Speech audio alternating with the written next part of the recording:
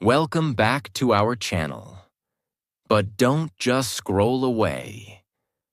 Because what you're about to hear is not just a business story. This is a life story. A story of a boy who grew up in pain, who watched his father suffer, who lived in broken apartments and walked through life feeling invisible. And yet, he went on to build one of the most loved brands on earth. Not just a coffee shop, but a brand that changed how the world starts its day. And no, he wasn't born rich. No, he didn't have connections. No, he didn't even found the company he would one day transform. He was laughed at, rejected, and told, "No one will ever pay $3 for a cup of coffee." He heard no not once, not 10 times, but 217 times. And still, he did it. His name is Howard Schultz. And this is the story of how he turned a painful childhood into a billion-dollar brand. How he transformed coffee into culture.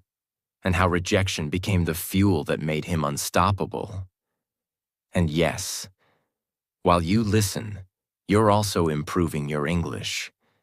Because we use clear, emotional, beginner-friendly storytelling that helps you learn new words, real-life lessons, and become fluent through stories.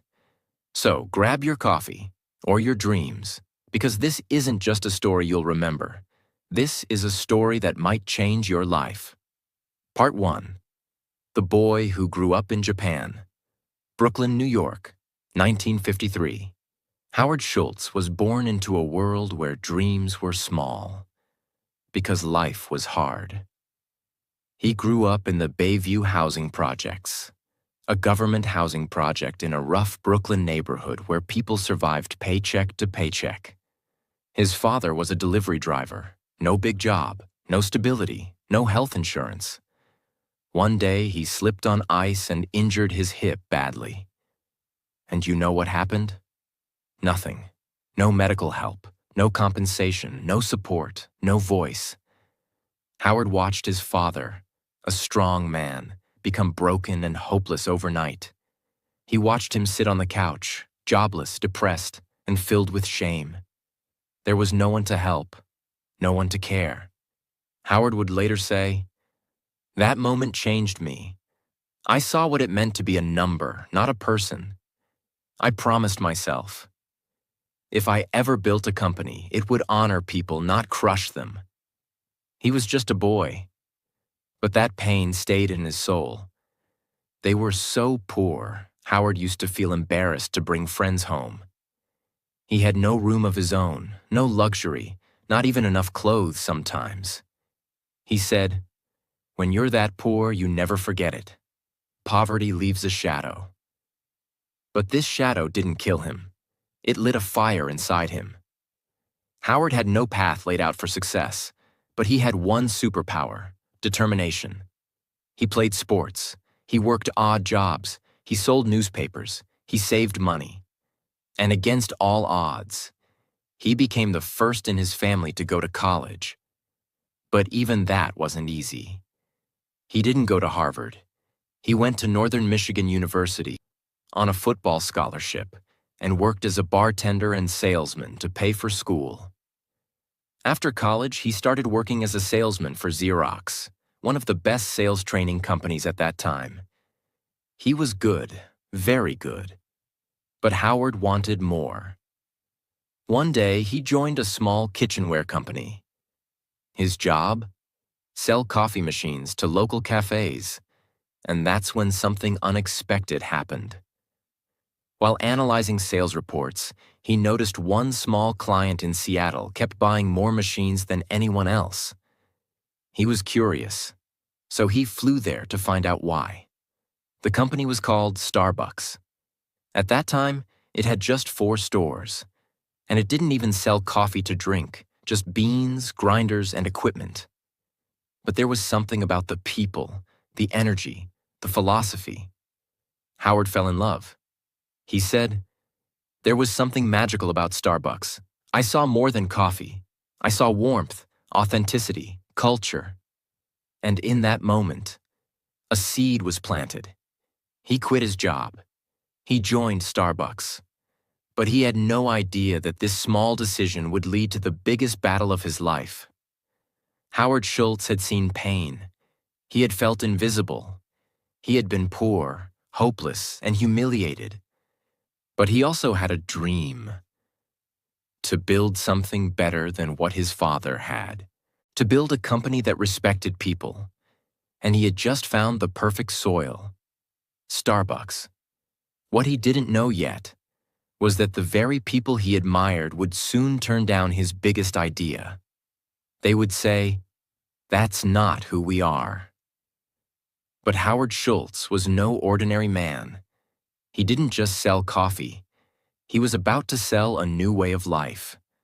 Howard Schultz had joined Starbucks, a small company in Seattle. He was not the owner. He was not rich. He was just an employee. But inside him, something bigger was growing.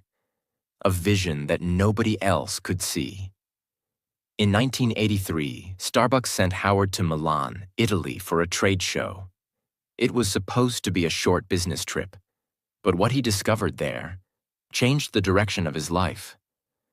As he walked through the streets of Milan, something caught his heart. There were espresso bars on every corner, busy, vibrant, full of people. But they weren't just drinking coffee. They were talking, laughing, sharing moments, connecting. The barista knew people by name. Customers didn't just come for coffee. They came for experience, emotion, community. Howard stood there, speechless. It was like stepping into a new world. This is it, he thought. This is what America doesn't have. We don't have this culture, this experience, this feeling. He didn't see coffee. He saw warmth. He saw belonging. He saw something human. When he returned to Seattle, Howard walked into the Starbucks office on fire with excitement. He told the founders, "We need to open coffee bars, not just sell beans. Let people drink the coffee here. Let's create that Italian espresso culture, right here in America." He was excited. He was confident. He was ready to build something new. But then came the answer that broke him. The founders of Starbucks, Jerry Baldwin, Zev Siegel, and Gordon Bowker, listened quietly. Then they said, "No, that's not who we are. We sell coffee beans, not serve drinks." They didn't believe Americans would ever go for it. They thought people wouldn't pay $2 or $3 for a cup of coffee. They thought it was too risky, too strange. Howard was stunned. This was his moment, his dream, his mission, and it was crushed. Howard didn't argue. He didn't scream, but inside he knew. If they won't do it, I have to do it myself. And so, with nothing but belief, Howard made the biggest decision of his life. He would leave Starbucks to start his own coffee bar. Howard was heartbroken. He loved Starbucks, but his dream was bigger than loyalty. So in 1985, he quit.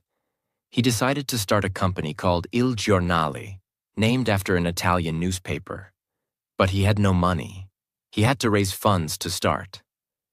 Howard believed in his idea.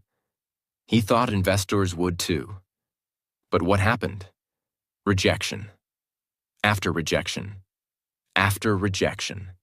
He would walk into meetings full of passion and walk out with closed doors. Americans won't pay $3 for coffee. You're not Italian. This won't work here. You're dreaming too big. He was laughed at, ignored, and insulted. He said, "I was rejected 217 times. That number is burned into my brain." But he kept going, day after day, meeting after meeting, pitch after pitch, until finally, 30 investors said yes. He raised $400,000. And in 1986, opened his first coffee bar in Seattle. It wasn't just a coffee shop. It was a love letter to Italy. Howard made sure everything felt different. Italian music played softly in the background. Baristas remembered your name. You didn't just buy coffee. You had an experience. And guess what? People loved it. They didn't care that it was new. They didn't care about the price. They came for the feeling. Il Giornale became an instant hit. Howard proved them wrong. While Il Giornale was booming, something unexpected happened. The founders of Starbucks, the very people who said no, decided to sell the company. They were moving on. Starbucks was too small for them now. Howard saw a chance, a big one, a dangerous one. A dream that had once been denied to him was now up for sale. But there was a problem. In 1987, Howard found out the price. To buy Starbucks, he needed $3.8 million. That's about $10 million today. And Howard didn't have that kind of money. He was still small, still building. But this wasn't just a business move for him. This was personal. This was his dream. So once again, he went back into battle. He talked to every investor he could find. He begged, he pitched, he cried. He told them, "This is not just a coffee company. This is my life's purpose." Finally, after weeks of effort, he raised the money. And in August 1987, at age 34, Howard Schultz bought Starbucks for $3.8 million, and he didn't just buy the company.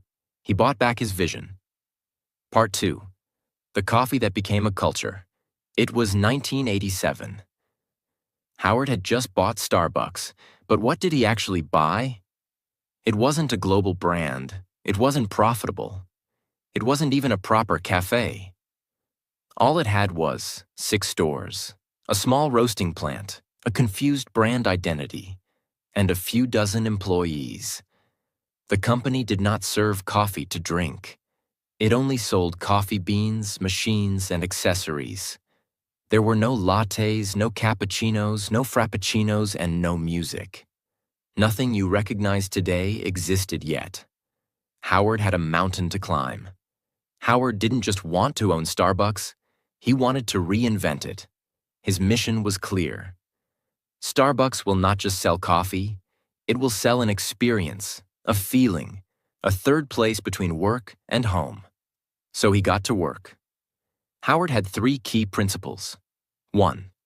Create a human connection. Customers should feel seen, valued, and respected. 2. Design stores with emotion.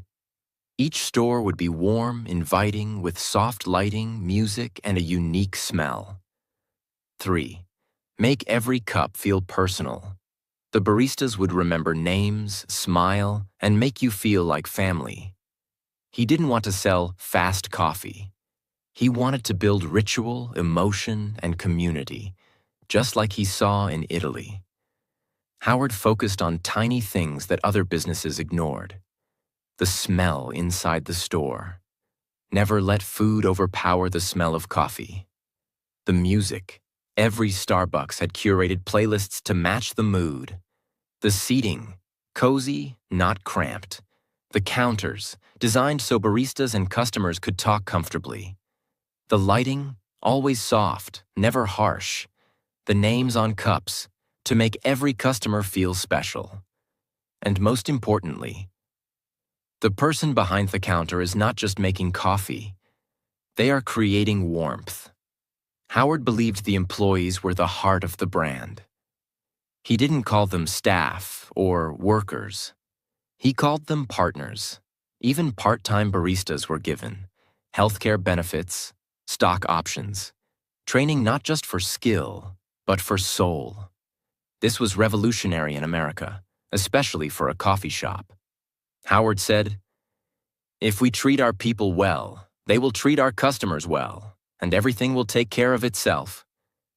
He made sure baristas looked customers in the eye, smiled, asked how your day was, remembered regulars. In Starbucks, you were not a number. You were a name, a person, a story. In 1987, after Howard took over, Starbucks had just 6 stores. No national presence, a huge vision but very little profit. Over the next 5 years, he grew Starbucks to 165 stores across cities like Chicago, Vancouver, and New York. But this growth wasn't random. Every location was carefully picked. Every store was designed to create community, not just sell coffee. Howard refused to franchise the stores. Why? Because he wanted to protect the experience. He said, "I want to control the quality, the emotion, the feeling. That can't be outsourced." Before Starbucks, most Americans had never heard of espresso, latte, cappuccino, macchiato, frappuccino. Howard made these words part of everyday life. He trained his staff and customers to learn them, patiently and respectfully. And slowly, the culture changed. People didn't just say coffee, they said, "Can I get a tall vanilla latte with soy milk?" Starbucks didn't just sell drinks. It educated, uplifted, and reshaped how people thought about their daily routine. Howard knew the power of branding. He didn't want just a good cup of coffee. He wanted customers to feel proud holding a Starbucks cup. So they invested heavily in clean, minimalist logo design, high-quality cup materials, consistent green and white branding, a sense of premium experience. Very soon, holding a Starbucks cup became a statement. I'm successful. I have taste. I take care of myself. This is my time. Howard realized something deep. People aren't just buying coffee. They're buying a moment of peace, a sense of belonging, a way to feel seen. And that's exactly what he gave them. For a few dollars, 3, 4, 5, people didn't just get a drink. They got a cozy seat, calm music, friendly conversation, a small break from the chaos of life. And that was priceless. By the early 1990s, Starbucks had expanded to several major U.S. cities. It was earning millions in revenue. Customer loyalty was extremely high. The brand was now seen as modern, classy, and cool. People went to Starbucks to read, to write, to have meetings, to fall in love, to take a break, to feel human. By the early 1990s, Starbucks was no longer just a Seattle brand. It had become a national sensation. The coffee shop was a cultural icon, a lifestyle statement, a business case study, and a morning ritual for millions. But Howard was not satisfied. He wasn't thinking about 100 stores. He was thinking 10,000. He wanted to take Starbucks to Europe, Asia, every airport, every corner of every city. And to do that, he needed serious capital. In 1992, Starbucks went public on the NASDAQ stock exchange. Ticker symbol, SBX. Stock price, $17 per share. Initial valuation, around $250 million. Howard Schultz, once rejected 217 times, now had built a company that Wall Street wanted to own. The IPO was a massive success. Starbucks stock skyrocketed in the first year. With fresh funding, Howard had the fuel he needed to expand faster than ever before.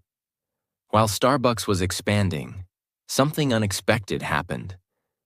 In 1994, in Santa Monica, California, a small group of Starbucks baristas noticed something. Customers were asking for cold blended coffee drinks. At the time, Starbucks had no cold coffee menu. But these baristas didn't wait for approval. They experimented. They blended espresso with ice, milk, chocolate, whipped cream, and created something new. When Howard found out, he didn't punish them. He didn't say, "That's not in the manual." Instead, he tasted the drink and smiled. "This is brilliant," he said. "We're launching it nationwide." In 1995, Starbucks officially launched the Frappuccino. It became an instant sensation, especially with younger customers. In its first full year, Frappuccino generated over $50 million in revenue. It wasn't part of the original plan. but it became one of Starbucks' most successful products of all time. With momentum building in the US, Howard now looked beyond American borders. His first international target? Tokyo, Japan. Why Japan? Because Japanese culture respected ritual, precision, and aesthetics.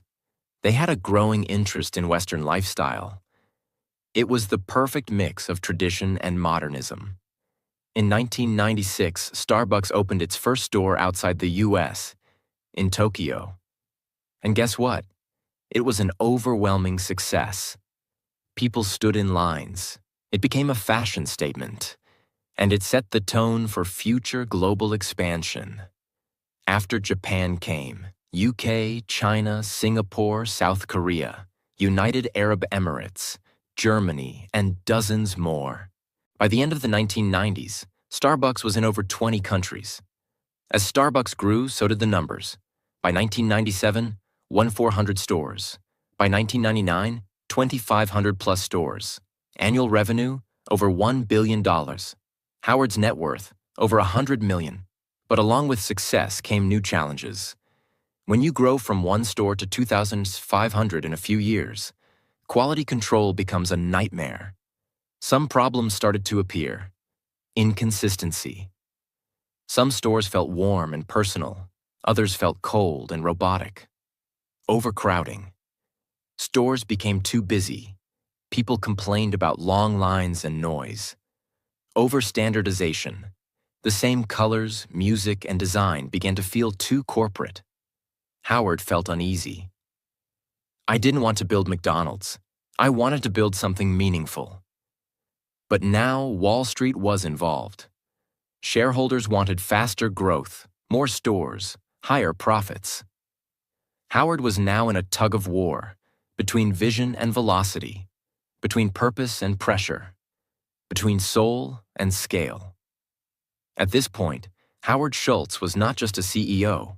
He was managing thousands of employees, overseeing global expansion, dealing with investors, protecting company culture. He was exhausted. In 2000, after building Starbucks for nearly 20 years, Howard made a shocking announcement. He was stepping down as CEO. Howard said, "I've taken the company as far as I can. Now it's time for someone else to take it higher." He stayed as chairman, but gave day-to-day leadership to Orrin Smith and later Jim Donald. The new leaders focused more on growth, stock prices, and systems. And at first, it worked. Stores kept opening. Profits kept growing. Stock prices kept rising. But something else was growing too. Disconnection. Howard would later say, "I walked into some stores, and I didn't recognize them. They were clean, busy, profitable, but something was missing." The soul of Starbucks, that warm, personal feeling, was fading. By 2007, cracks turned into shocks. The global financial crisis hit. Consumers were spending less. Critics began saying, "Why pay $4 for coffee in a recession?" Starbucks started closing stores, cutting jobs, facing public criticism. Its stock price dropped from $40 to $8, an 80% crash. And suddenly the company that once felt invincible looked like it might fall apart. Howard watched from the sidelines, helpless, frustrated, and heartbroken. But he wasn't done yet. Part 3. The Comeback of a Broken Dream. It's 2008. Starbucks is in trouble. The global economy is falling apart. The world is entering a financial crisis. People are losing their jobs. Families are cutting their spending. And suddenly, $4 coffee no longer feels like a small treat. It feels like a luxury they can't afford. Sales drop. Customer visits fall. Store traffic slows. Starbucks, once a symbol of modern culture, is now seen as overpriced, overrated, overexpanded. And the numbers are brutal. In 1 year, the stock falls from $40 to under $8. The company loses over $6 billion in value. Store closures begin. Hundreds of locations shut down. Thousands of employees are laid off. Morale collapses inside the company. The magic is gone. And behind the scenes, one man is watching. Heartbroken. Howard Schultz is no longer CEO. He stepped down in 2000, but he remained chairman, watching from a distance. He visits stores and feels a sharp pain in his chest. "This is not what I built," he whispers. He sees dirty floors, distracted baristas, empty chairs, customers who feel rushed and invisible. Everything he stood for, connection, experience, emotion, is fading fast. And then, one day, the board of directors comes to him and says, "Howard, we need you back." It's January 2008. Howard Schultz, now 54 years old, steps back in as CEO of Starbucks. But this time, it's different. He's not coming back to lead a celebration. He's coming back to save a dying dream. And he knows the truth. This will be the hardest fight of his life. The world is in crisis. The media doubts him. The company is collapsing. And worse, the culture is broken. But Howard doesn't hide. He steps in with fire in his eyes and says to his team, "We are not in the coffee business serving people. We are in the people business serving coffee. And we've forgotten that." Howard begins with radical decisions. 1. Closes 900 stores. Yes, 900 stores across the US and abroad are shut down. Not because they didn't make money, but because they didn't reflect the brand's soul. 2. Fires thousands of employees. It breaks his heart, but he knows. If we don't cut now, we may not survive. 3. Halts all new store openings. Growth is paused. Focus returns to quality. 4. Cuts his own salary. He reduces his annual salary to $1 to send a message. "This is not about me. This is about saving us." 5. Retrains every single barista. Howard shuts down all 7,000 stores in the US for one day. It costs millions of dollars in lost revenue. But to him, it's worth it. That day, every Starbucks partner goes through espresso retraining. Howard says, "We're not just fixing technique. We're bringing back pride." Howard focuses on restoring the magic. Better espresso machines for consistency and flavor. No more microwaved sandwiches. The smell ruined the coffee aroma. More focus on eye contact, conversation, personalization. Redesigning stores, making them feel like real third spaces again. He also introduces new ideas. Free Wi-Fi in all locations. Mobile ordering for faster service. The Starbucks Rewards app, which becomes one of the most successful loyalty apps in the world. Howard also begins to shift Starbucks into a force for good.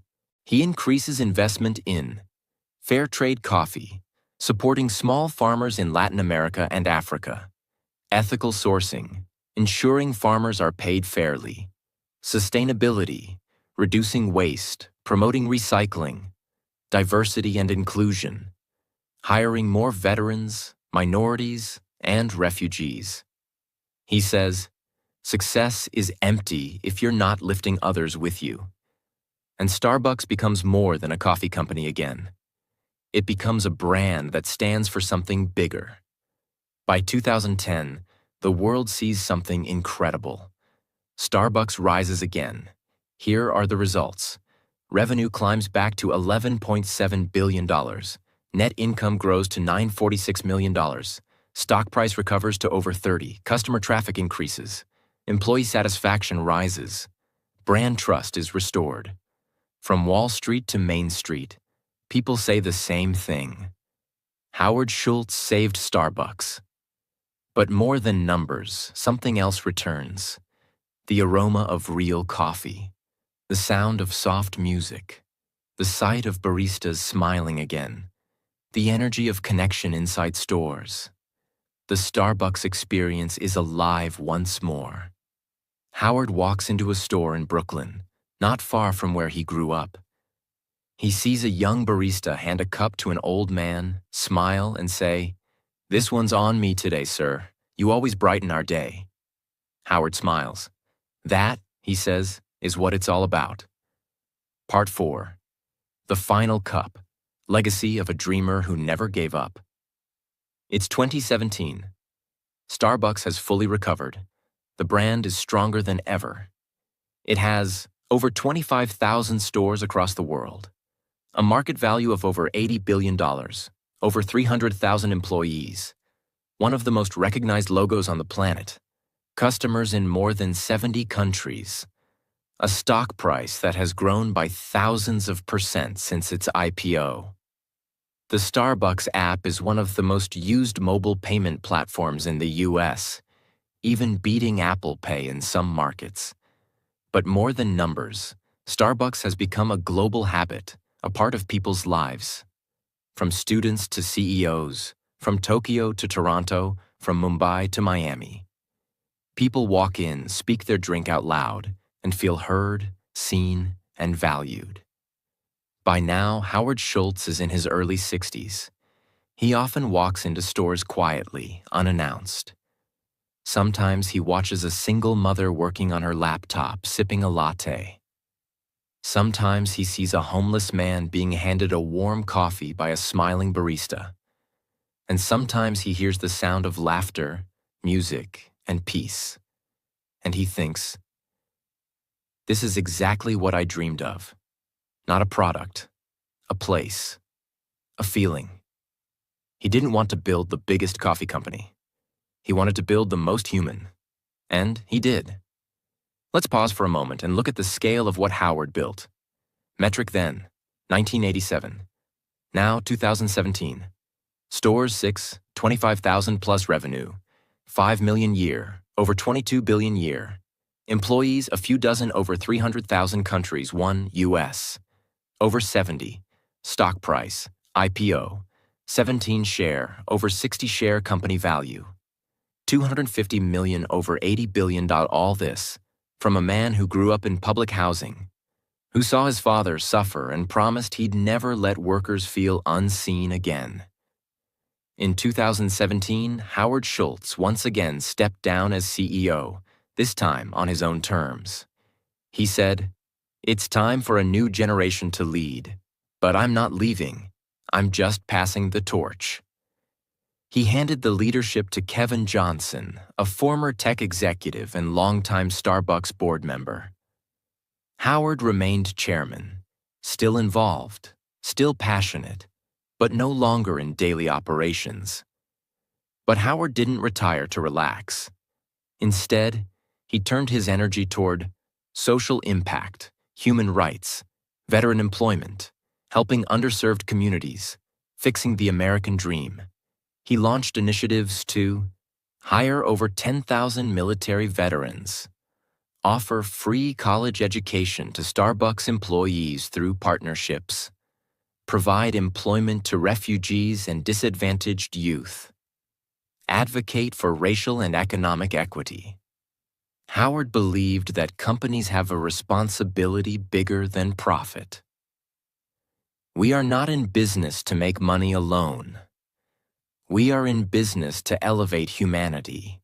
Most people don't know this. But Howard's desire to care for employees, build a warm company, and serve people with dignity came from personal pain. His father, Fred Schultz, was a delivery truck driver. One day he slipped on ice and injured his hip. He was fired. No compensation, no support, no respect. Howard was only 7 years old at the time. He never forgot how his father sat at home, broken, both in body and in spirit. I saw what happens when workers are invisible. Starbucks became the answer to that pain. So he built a company where even a part-time barista got healthcare, stock options, education, and dignity. In 2019, Howard announced he was exploring a run for President of the United States. Why? Because he believed that leadership meant service, not power. He wanted to bring the same human-first philosophy he used at Starbucks into the political world. Although he eventually dropped the idea, the message was clear. I was a poor kid from the projects. I built something that touched the world. So why not use that experience to heal even bigger things? Today, Howard Schultz is retired from Starbucks, but the culture he built still lives in. Every smiling barista, every warm cup of coffee, every customer who sits and feels at peace, every employee who is called a partner, not a worker, every morning ritual that begins with a name written on a cup. He turned coffee into connection. He turned a commodity into a community. And he showed the world that you can build a billion-dollar company without losing your soul. What you can learn from Howard Schultz. 1. Your past does not define your future. A poor boy from the projects can build a global brand. 2. Rejection is not the end. It's the beginning. Howard was rejected 217 times before someone believed in him. 3. Lead with your heart, not just your head. Profit is important, but people are everything. 4. Your business is your legacy. Every decision you make leaves a mark on someone's life. 5. Success means nothing if your people feel invisible. Howard built a company to heal the pain he saw in his father's eyes. Howard once said, "Dream more than others think practical. Care more than others think wise. Expect more than others think possible. And don't be afraid to be the only one who believes." He believed. And because he believed, today, over 100 million people walk into Starbucks stores every week, not just for coffee, but for comfort, connection, and a small piece of hope. And it all started with a boy who had nothing except a dream and a reason to never give up. This is the end of the Starbucks story. But this should be the beginning of your story. Maybe you have no money. Maybe your family never believed in you. Maybe you feel invisible. But remember this: if Howard Schultz could do it, so can you. Don't wait for permission. Don't wait for comfort. Don't wait for the world to clap. Start now. Build. Believe. Begin. Because your dream matters. And one more thing. This story wasn't just about coffee. It was about life, leadership, love, and legacy. It was told in simple English so that anyone, anywhere in the world, can understand it and feel inspired. So if you learned something today, if you felt something today, then share it. Because maybe someone out there needs to hear this story more than you can imagine. Thank you for listening. Thank you for dreaming. And thank you for believing.